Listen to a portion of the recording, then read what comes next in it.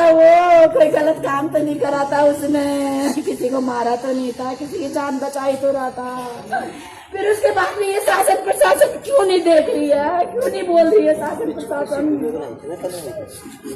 क्यों नहीं देख रही है शासन प्रशासन, कहाँ गई है शासन प्रशासन। निवेदन है कि मेरा भतीजा 3 दिन हो गया, 3 दिन से उसका लापता है।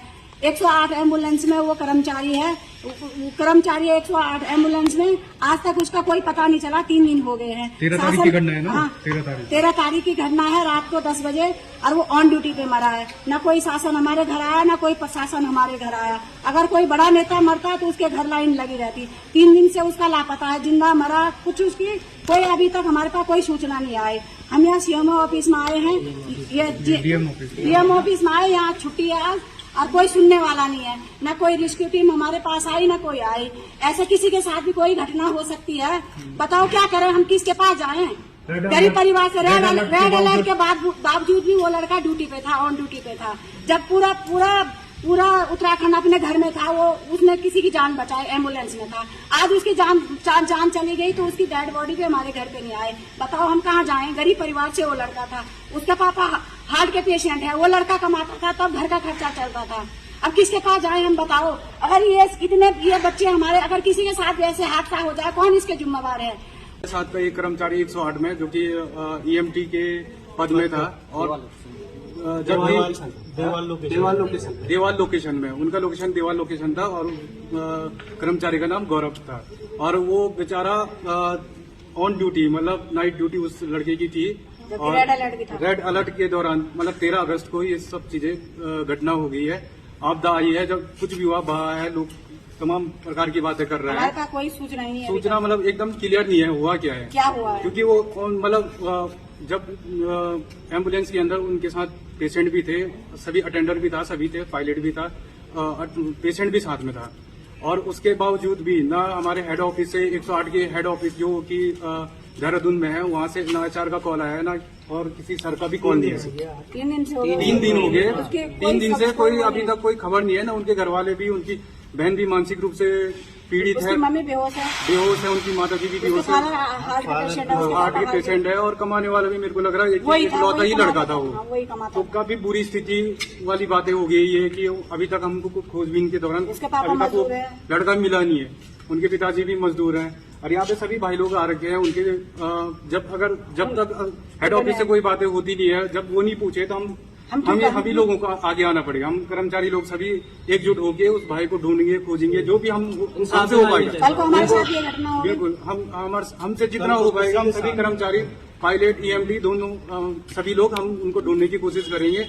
और भगवान न करे ऐसी बड़ी घटना, इस प्रकार की घटनाएं हो, हम तो चाहते हैं सही सलामती मिले। इस प्रकार की घटना किसी और के साथ हो जाए, हम नहीं चाहते। बिल्कुल, हमने, और 108 के सभी यहाँ पे कर्मचारी भी हैं, तो हमने इतनी सेवाएं दे रही है, हम ही जानते हैं। हमें न्याय चाहिए। हमारी 108 में कई मतलब गर्भवती महिलाएं जाती है, उनके बच्चे हो जाते हैं, हम उनका पूरा केयर करते हैं। और कई घटनाएं होती है, चाहे बरसात हो, धूप हो, एक्सीडेंट हो, सभी जगह हम देखते हैं, सभी कर्मचारी लगे रहते हैं। पर हमारा पूछने वाला हम आज इतने लाचार हो गए, हमारा पूछने वाला कोई रह नहीं। एनी टाइम सब जगह पहुंच जाते हैं, हमारे साथ नहीं। और हम धरातल में काम करते हैं, वो हेड ऑफिस में वो बैठते हैं, हम तो धरातल में काम करते हैं ना। हमारे लिए ना धूप है, ना बारिश है, ना बाढ़ है, ना कुछ है, तूफान है, कुछ नहीं है। हम लोग तो जाना, हमको तो जाना ही है। वो तो हेड ऑफिस से फोन करेंगे कि भाई जाओ, वो ऊपर से फोन करते हैं कि आप जाओ, सारे खड़े हो जाते हैं। कर्मचारी जो धरातल में काम कर रहा है, वो कर्मचारी काम करते हैं। और जबकि लाखों करोड़ों का बजट 108 में आता है कि कहीं क्या, इस बात में तो मुद्दा लाना ही नहीं चाहता। सैलरी के नाम पे कुछ नहीं मिलता है, ना हमारे लिए त्योहार है, ना कोई बार है, ना त्योहार है, कुछ नहीं है। पूरे 30 दिन हम काम करते हैं, 12-12 घंटे ड्यूटी करते हैं, और कई बार गाड़ियां खराब हो जाती है, और जबकि हमको कहीं जंगलों में सोना पड़ता है, सड़कों में रहना पड़ता है, दूर दूर गाड़ियां खराब हो जाती है, हम रोड ब्लॉक हो जाती है, हम वहीं पे रहते हैं।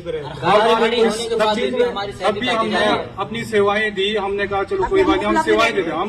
हम अपनी जनता पब्लिक के लिए सेवाएं देते हैं। हम चाहते हैं कि भाई किसी और माँ बहन को दे रहे, कल को हमारी माँ बहन के साथ ऐसा हो तो हम उनको भी ऐसी सेवाएं मिल सके।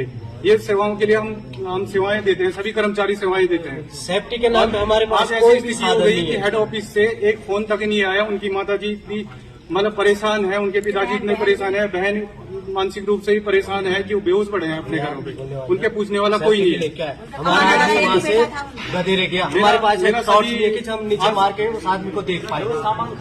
तुम बोलो तुम बोलो कोई गया ही नहीं, बचाता वो लगे लोग जाते कोई। अभी ऑफिस की तरफ से तक हमें 160 में हमने इतनी सेवाएं दी है कि सभी लोगों को हमने इतनी सेवाएं दी। 13 अगस्त 2025 को ये घटनाएं हो गई है। लोग चुनाव में इतने बिजी थे कि लोगों को पता ही नहीं चला कि एक कर्मचारी, हमने सोशल मीडिया में हमने और जगह भी ये बातें बताई, कोई इस बात को संज्ञान लेने के लिए राजी नहीं है। आज चुनाव में इतने बिजी थे लोग कि मेरा कर्णप्रयाग विधानसभा से वो विधायक जी से भी अनुरोध है और सभी मेरे जनप्रतिनिधि ब्लॉक जिला पंचायत वाले तो सेवाएं हम देते, कोरोना काल से लेकर सभी जगह हमने सेवाएं दी। कोरोना काल में हमने इतनी सेवाएं दी, हमने लोगों ने अब कोरोना काल यहाँ की मीडिया को फोन पीड़ित करा तो ये कह रहे छुट्टी पे है। हाथ नहीं लगाया, लेकिन हमने तब भी उनको सेवाएं दी। हमने ना हमको कुछ किसी ने पूछा, उसके बाद कोरोना काल के बावजूद किसी ने हमको नहीं पूछा कि भाई आपने इतनी अच्छा काम किया तो आपको ये सम्मान कुछ किसी प्रकार का नहीं मिला।